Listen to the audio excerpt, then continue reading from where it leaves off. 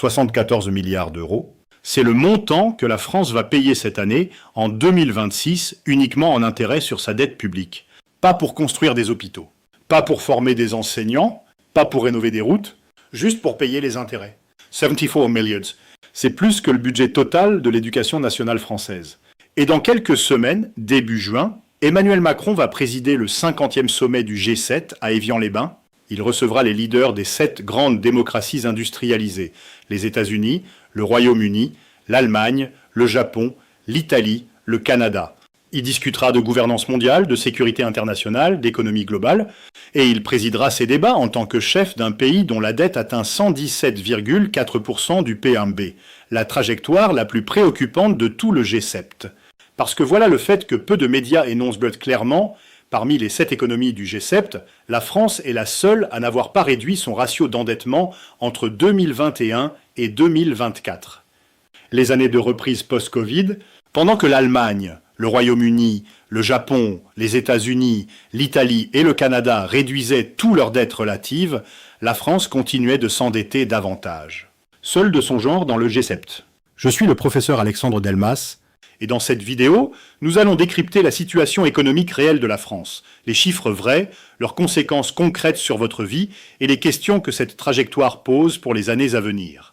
Commençons par les faits, documentés, vérifiés, issus de sources officielles. Au 3e trimestre 2025, la dette publique française atteignait 3 482,2 milliards d'euros, soit 117,4% du PIB selon l'INSEE.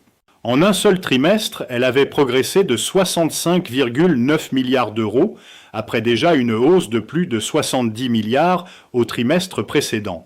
Pour contextualiser, 117% du PIB, c'est la 3e dette la plus élevée de l'Union européenne, derrière la Grèce et l'Italie.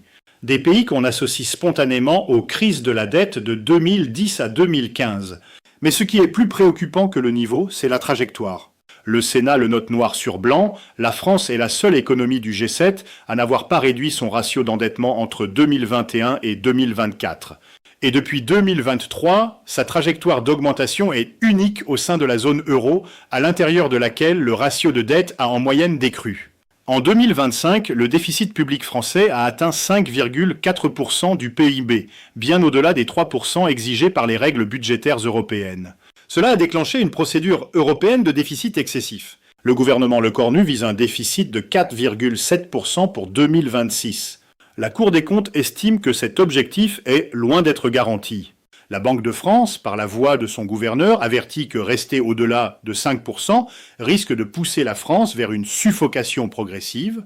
C'est peut-être le chiffre le plus concret pour comprendre l'impact de la dette sur le quotidien. La charge de la dette, c'est-à-dire les intérêts payés chaque année, augmente rapidement. Pourquoi ? Parce que les obligations émises au début de la décennie, quand les taux étaient proches de zéro, arrivent à maturité. Et pour les refinancer, la France emprunte au taux actuel beaucoup plus élevé. La pente est claire et la maturité moyenne de la dette, environ 8,5 ans, ralentit le choc, mais ne l'empêche pas. Il dirige un lycée professionnel en zone prioritaire. En mars 2026, il reçoit la notification de son budget pour l'année, en baisse de 8% par rapport à 2025. Poste d'accompagnant non remplacé, sortie scolaire supprimée, matériaux pédagogiques non renouvelés. On nous explique qu'il faut faire des économies à cause de la dette, dit-il. Mais les élèves de ce lycée, ils n'ont pas contracté cette dette. Et ce sont eux qui en paient le prix le plus direct. C'est la réalité concrète de la contrainte budgétaire. Quand 74 milliards partent en intérêts, il reste moins pour les services publics. Et les coupes commencent toujours par les marges, c'est-à-dire souvent par les plus vulnérables. Pour comprendre comment la France en est arrivée là, il faut comprendre la structure de ses finances publiques et l'histoire politique qui a façonné cette structure. La France dépense environ 57% de son PIB en dépenses publiques. C'est le niveau le plus élevé des grandes économies développées. Cela finance un modèle social exceptionnellement généreux. La sécurité sociale, l'assurance chômage, les retraites, un système de santé universel, une éducation publique du primaire au supérieur, un réseau d'aide sociale très développé. Ce modèle a des vertus réelles. Il produit une des espérances de vie les plus élevées du monde, un niveau d'inégalité moindre que dans les pays anglophones, une mobilité sociale réelle. Mais il coûte cher. Et depuis des décennies, la France dépense plus qu'elle ne produit comme richesse. Depuis juin 2024 et la dissolution de l'Assemblée nationale par Macron, la France est gouvernée sans majorité absolue. Le résultat, 2 gouvernements dont l'un a été censuré, Barnier, un budget 2025 adopté dans des conditions chaotiques et un budget 2026 dont la commission mixte paritaire n'a pas réussi à dégager un compromis en décembre 2025, obligeant le gouvernement à recourir à une loi spéciale. Sans majorité, pas de réforme structurelle possible. Sans réforme structurelle, pas de trajectoire crédible de réduction du déficit. Et sans trajectoire crédible, les marchés financiers et les agences de notation s'interrogent. Moody's l'a dit, l'agence a dégradé la perspective de la note française de stable à négative, citant le gridlock politique et le chaos législatif. Cela ne veut pas dire que la France va faire défaut sur sa dette. Le risque est lointain, mais cela signifie que les conditions d'emprunt peuvent se détériorer. La France affiche 0,9% de croissance en 2026, contre 2,4% pour l'Espagne, 1,2% pour l'Italie. Pendant que ses voisins du Sud accélèrent, grâce notamment aux investissements européens et au tourisme, la France tourne en sous-régime. Cette faible croissance est à la fois une cause et une conséquence du problème budgétaire. Cause: une économie qui croît lentement génère moins de recettes fiscales, ce qui creuse le déficit. Conséquence: l'incertitude budgétaire et politique freine l'investissement des entreprises et la consommation des ménages, ralentissant la croissance. Elle dirige la finance d'une PME industrielle de 120 personnes, spécialisée dans les équipements médicaux. En 2026, elle a décidé de reporter un investissement de 2 millions d'euros dans une nouvelle ligne de production. On attendait depuis fin 2024, dit-elle. L'incertitude politique, les discussions budgétaires, on ne savait pas si les aides à l'investissement industriel allaient être maintenues. Et finalement, on a décidé d'attendre. Son cas n'est pas isolé. L'INSEE note que l'épargne de précaution des ménages est au plus haut. Les Français épargnent plus qu'ils ne consomment par crainte de l'avenir. C'est rationnellement compréhensible au niveau individuel, mais au niveau macroéconomique, moins de consommation égale moins de croissance, égale moins de recettes fiscales, égale plus de déficit. En juin 2026, la France préside le 50e sommet du G7 à Évian-les-Bains, au bord du lac Léman. C'est le même lieu qui avait accueilli le G8 en 2003, avec un Chirac à son apogée diplomatique. Ce G7 est une vitrine pour la France et pour Macron, un moment de projection de puissance sur la scène internationale, un forum où Macron peut incarner une certaine idée de l'Europe souveraine, du multilatéralisme, de la régulation internationale, mais le G7 est aussi un miroir, et ce miroir n'est pas flatteur pour la France. C'est le fait le plus percutant. Entre 2021 et 2024, les années de reprise post-Covid, les 7 économies du G7 ont toutes réduit leur ratio d'endettement. Sauf une. La France. L'Allemagne a profité de ses excédents budgétaires pour réduire sa dette. Le Royaume-Uni, malgré ses propres difficultés, a contenu sa trajectoire. Le Japon, est pourtant le pays le plus endetté du monde en valeur absolue, a stabilisé son ratio. Et les États-Unis, malgré des déficits massifs, ont bénéficié d'une croissance suffisamment forte pour que le ratio reste sous contrôle. Dans sa publication d'octobre 2025, le FMI alerte sur le fait que la dette publique mondiale dépassera les 100% du PIB d'ici 2029, soit son plus haut niveau depuis 1948. Et parmi les économies avancées, il cible explicitement celles dont la trajectoire est la plus préoccupante, dont la France. Pour le FMI, la crédibilité budgétaire, c'est-à-dire la conviction des marchés financiers que le gouvernement a un plan crédible pour revenir à des finances saines, est aussi importante que le niveau absolu de la dette. Une dette élevée mais crédible peut se financer. Une dette plus basse mais sans trajectoire rassurante peut déclencher une crise. En 2012, l'Espagne était au bord de la faillite, touchée de plein fouet par la crise de la zone euro, avec un chômage à 27% et une dette qui explosait. En 2026, l'Espagne affiche 2,4% de croissance, un taux de chômage en forte baisse et un déficit en réduction. La différence ? Des réformes structurelles douloureuses qui ont modernisé le marché du travail, une économie qui a profité des investissements européens et une stabilité politique relative.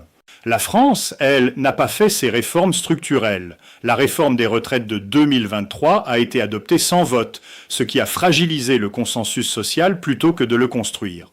Et la fragmentation politique depuis 2024 rend toute réforme difficile. Passons maintenant du macro au micro. Qu'est-ce que tout cela change concrètement pour vous? Le SMIC a été revalorisé à 1 801 € brut mensuel en 2026. L'inflation est à 2,2% en avril 2026. Mais les salaires réels stagnent pour une majorité de salariés. Les négociations de branche peinent à suivre le rythme des prix. 60% des Français déclarent éprouver des difficultés financières au quotidien, selon le sondage Ipsos B-A de mai 2026. C'est un chiffre vertigineux pour une économie qui n'est pas en récession. Chaque euro payé en intérêt de la dette est un euro qui ne finance pas un hôpital, une école, une route, un service public. La contrainte budgétaire se traduit concrètement par des postes non remplacés dans les hôpitaux, des milliers de postes vacants dans les hôpitaux publics, des classes surchargées, des infrastructures qui vieillissent. Ce n'est pas une catastrophe immédiate, c'est une dégradation progressive. Mais une dégradation progressive, cumulée sur 10 ou 20 ans, produit une société dans laquelle les services publics ne fonctionnent plus pour ceux qui en ont le plus besoin. Une dette de 3 500 milliards d'euros sera remboursée ou refinancée par les générations futures. Ce que vous payez aujourd'hui en impôts finance les dépenses courantes. Ce que vos enfants paieront en impôts demain financera aussi les intérêts des dettes contractées aujourd'hui. C'est la question de l'équité intergénérationnelle, rarement posée clairement dans le débat politique, mais fondamentale. Si la France devait faire face à une dégradation de sa note de crédit plus sévère et que les taux d'intérêt sur sa dette augmentèrent fortement, cela aurait des effets sur l'épargne réglementée, livret A, assurance vie, sur les retraites, les fonds de pension investissent en obligations d'État et sur la valeur de l'euro. Ce scénario n'est pas imminent, mais il n'est pas inimaginable. Il s'adresse aux parlementaires. Sa tonalité est celle d'un homme qui choisit ses mots avec soin, mais qui dit quelque chose de fort. Il est absolument nécessaire de revenir à 3% de déficit d'ici 2029, et cela signifie un déficit maximum de 4,8% en 2026 pour couvrir un quart du chemin. Tout ce qui dépasse ce seuil risque de pousser la France vers une suffocation progressive. Suffocation progressive. Ce n'est pas le langage habituel d'un banquier central, c'est le langage d'un homme qui veut que son message soit entendu et qui estime qu'il ne l'est pas assez. Une question s'impose maintenant. Faut-il paniquer? La réponse honnête est non, pas immédiatement, mais vigilance, oui. La France emprunte dans sa propre monnaie, l'euro, dont la Banque centrale européenne peut racheter les obligations si nécessaire. Ce n'est pas la situation de la Grèce en 2010 qui avait perdu la confiance des marchés. La France reste une économie diversifiée, avec des exportateurs mondiaux, Airbus, LVMH, Total, Sanofi, un tourisme massif et un secteur agroalimentaire puissant.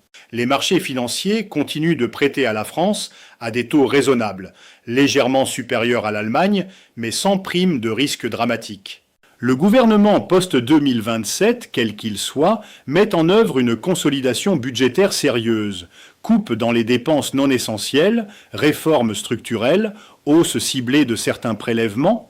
La trajectoire de la dette se stabilise puis décline. C'est le scénario souhaitable et le plus difficile politiquement.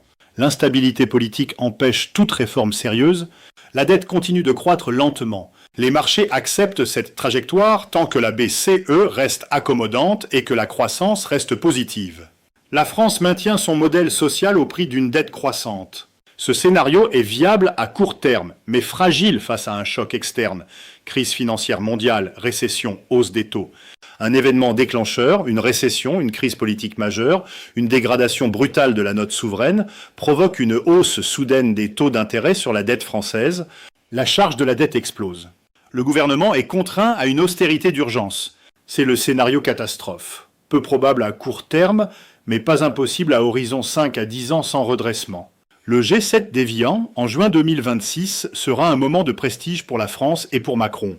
Des photographes du monde entier immortaliseront les leaders des grandes démocraties au bord du lac Léman.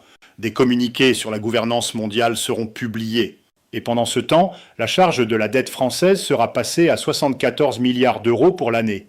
Les hôpitaux manqueront de personnel. Les lycées professionnels de zones prioritaires recevront des budgets en baisse. Et 60% des Français déclareront des difficultés financières.